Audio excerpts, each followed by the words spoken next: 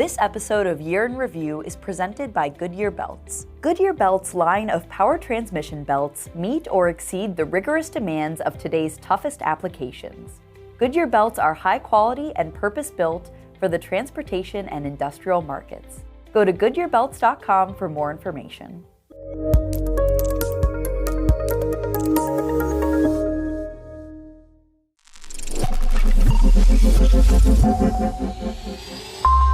Welcome back to our 2023 Year in Review series.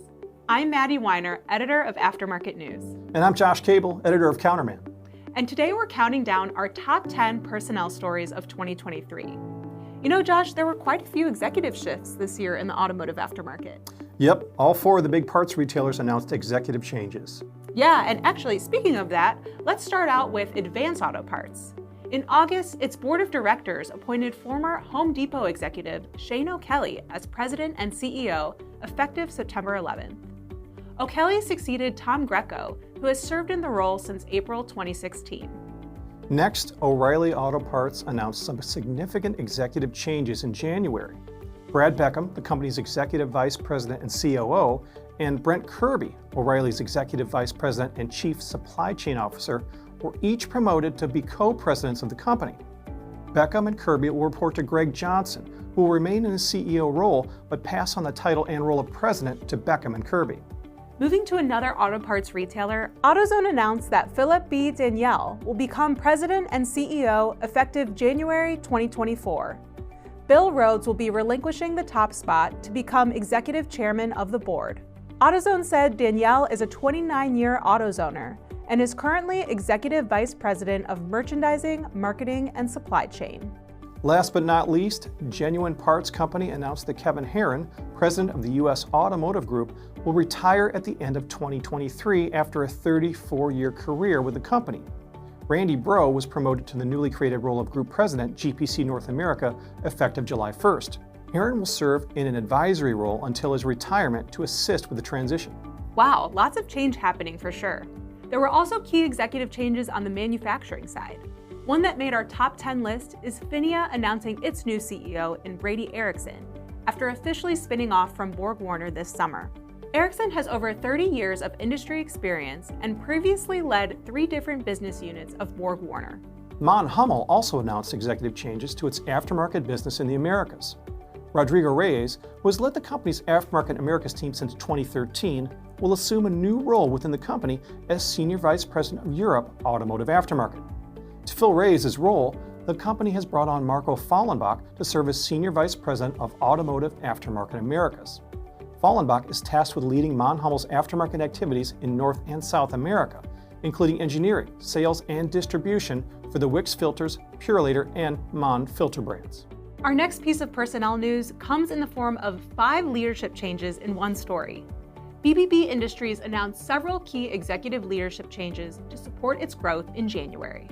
John Amyot, president of BBB's OES commercial vehicle, industrial, collision, and electronics business, was promoted to chief operating officer.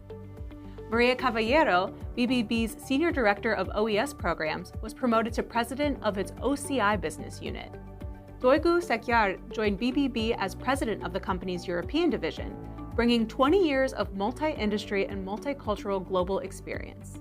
Steve Masaryk, BBB's general counsel, was promoted to chief legal officer and executive vice president, global transactions.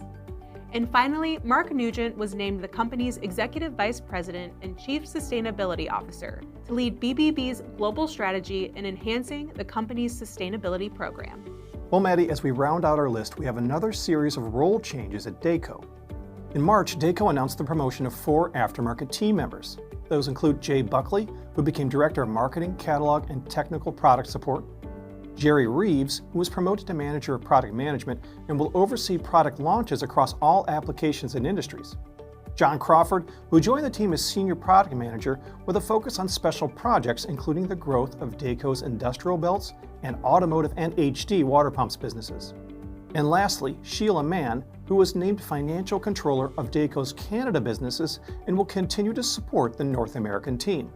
Wow, congrats to the new and seasoned automotive aftermarket professionals taking their careers to new heights. Agreed. Now, part of our personnel news also covers those that have passed away this year. In June, BBB Industries announced the passing of its founder and chairman emeritus, Don Bigler, at the age of 91. Bigler founded BBB with his sons Jeff and Bruce, and together, they grew the company from a small, regional remanufacturer of rotating electrical parts into one of the largest sustainable auto parts manufacturers globally. We also remember Ellery Casey, one of the co-founders of LTI Tools and Casey Tool. He passed away in March at 76.